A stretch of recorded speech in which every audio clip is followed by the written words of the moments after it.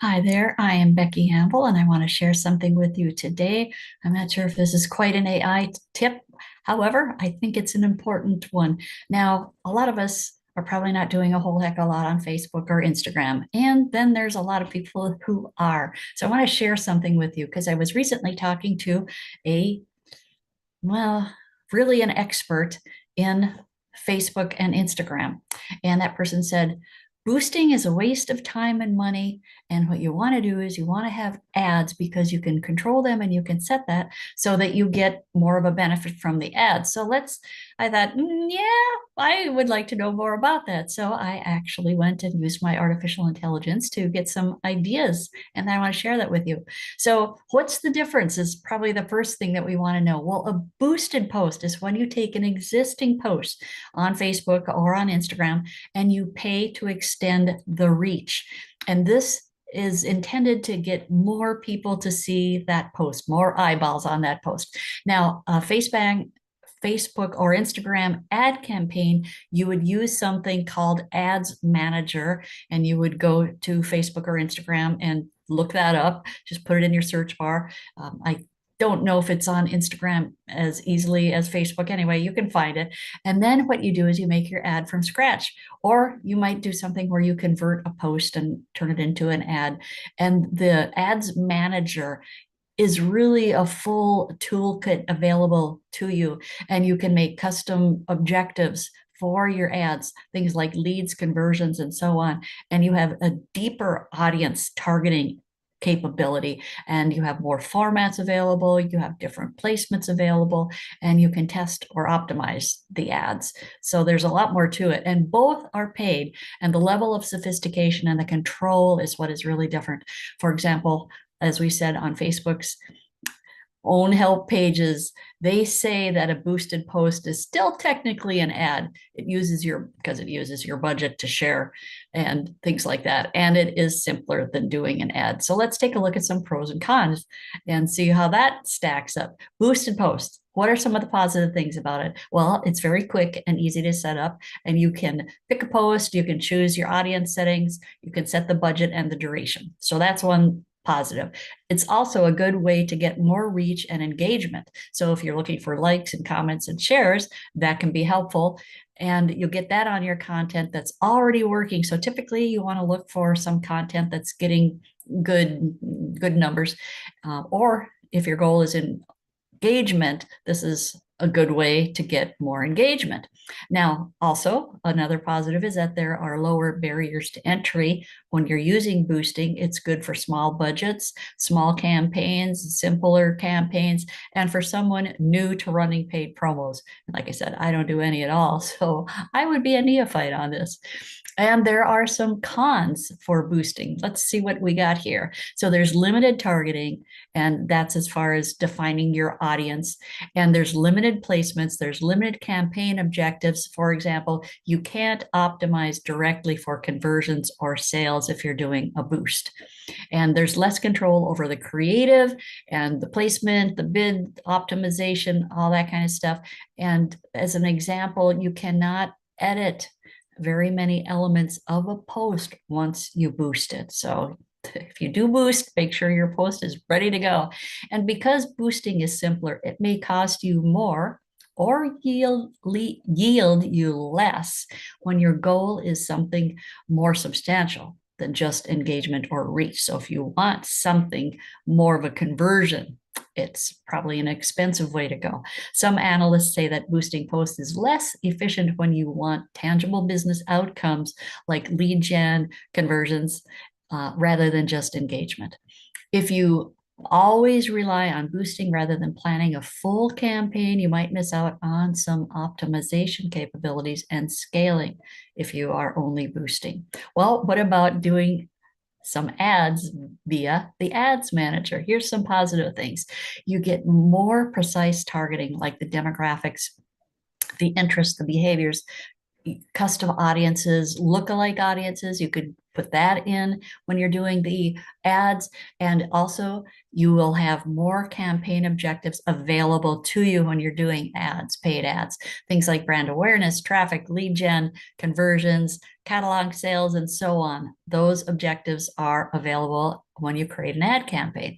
And you will also have more control over the creative formats, such as a carousel, video, stories, and so on. And you'll have more control over placements that can be in feed, stories, messenger, audience network. And you also then can have optimization when you run ads. And the last positive I have for you here is that there are better analytics and reporting when you run ads. And this supports your optimization and scaling because you're much more able to see what's working and what's not. Some of the negatives, some of the cons, it's more complex to set up and manage, and there is a steeper learning curve. So you might have more time taken up. You might have to put more attention on it than you feel like you have. If you don't know what you're doing and don't optimize, you may waste your budget. And for very small or very simple goals, sometimes a post, uh, you just want to get some likes. And full ad campaigns may be overkill or not the best fit if you have just a simpler objective. So which one are you going to use? Well, let's talk about when boosting makes sense. It makes sense if you have a particular post that is performing well organically, basically on its own, and you want to amplify it. So you've got high likes, shares already going, and boosting will give it a little more of a lift, a little more punch. And if your goal is primarily engagement related, so things like likes, comments, shares, or if your goal is brand awareness rather than direct sales or leads that you just want to increase the exposure and the awareness in the marketplace. If your budget is small, also boosting might not, or if your budget is small, boosting can also make sense. And if you are testing or promoting a simple content piece and you don't want a full campaign sophistication and to put all the energy into creating a campaign. Another time it might make sense is when you are new to paid social media work and you want a simpler entry point. It can be a good way to learn some things and test out some ideas. Now, how about an ad campaign? When is that going to make sense? Well, let's see what do we have here. Your goal is conversion oriented. Then you want to use ads, things like leads, sales, getting people to sign up, getting website actions. You will use ads more effectively rather than just get more engagement. And the engagement part is what you would get if you were using the boost strategy. And what about another idea here? If you need to reach new audiences and not just followers that already know you, or if you have a broad audience, you want to get new audiences or use lookalikes or custom lists, then you want to do an ad campaign. And if you want to optimize over time, like doing A/B testing of your creative, and you want to do some targeting, you want to do some placement things, and you want to scale, then ads are better. And lastly, if you have enough budget, time, and want to control and maximize your ROI, then ads are probably going to be your best bet. So what does all this mean? What do you want to do? Like I said, I was talking to this expert who said, running ads is way more effective and boosting is just a waste of money. Well, that might be true. Again, it depends on what you're trying to accomplish. So really, to figure out what you want to do, first start out with defining your goal. What is it that you want the paid activity, because both of these are paid, whether it's boosting or an ad campaign or an ad program, they are both things you have to pay for. So what's your objective? Is it awareness? Is it engagement? Is it leads? Is it sales? What is your goal? And I know sometimes that's an easy step to forget and probably one of the most important. If your goal is mostly engagement and you have a small budget and you want some quick, simple promo, then boosting might be the best way to go. If your goal is to get leads, to get sales, to get some new customers, and you're willing to work a little bit more and you want to track the results, then go with a campaign, an ad campaign using the ads manager.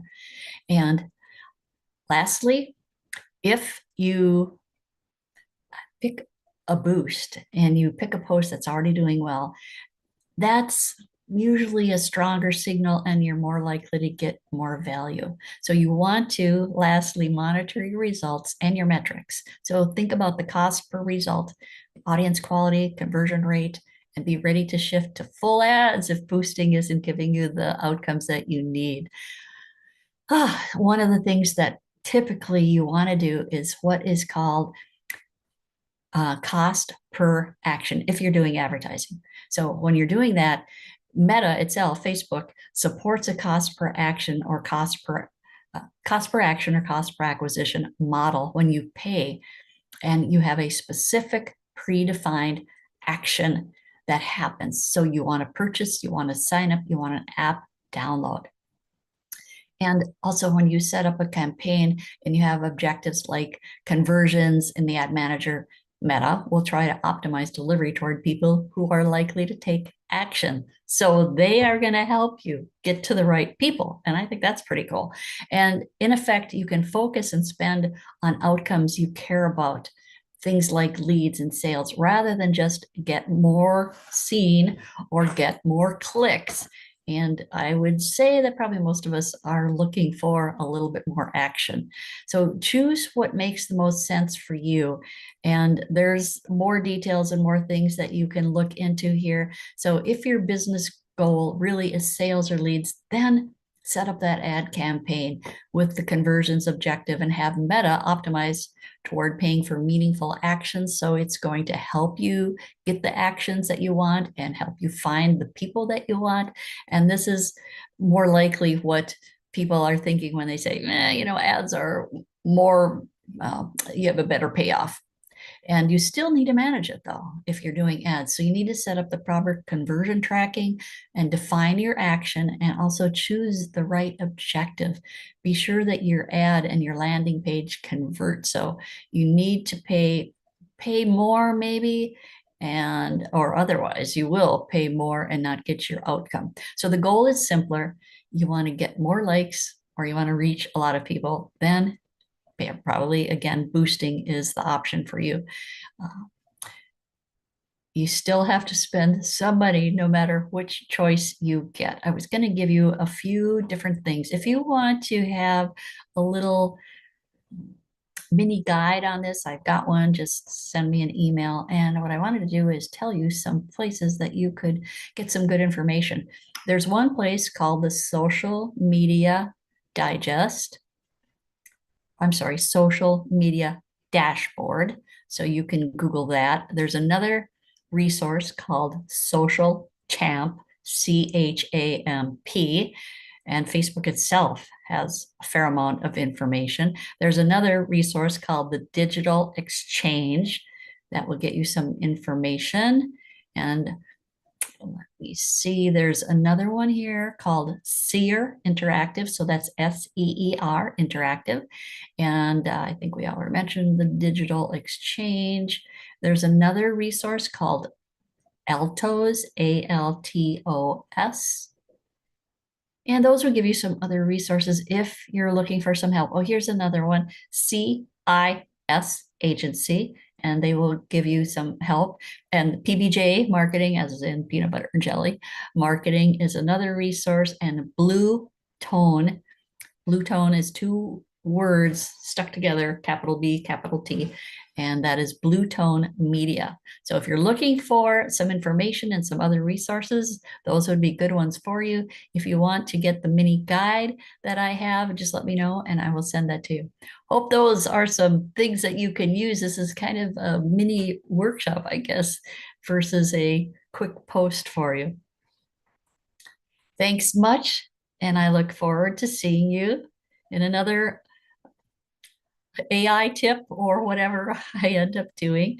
And let me know if you were able to use some ideas here and if that helped you out. I know Facebook ads seem like a mystery if you haven't done them, and there are resources that can help you. I would say if you're going to do some Facebook ads, I would definitely get somebody that can help you at least the first time and walk you through some things, or find a good tutorial in YouTube. There's so many things on YouTube that are available these days. Thanks a lot, and we will see ya. Take care.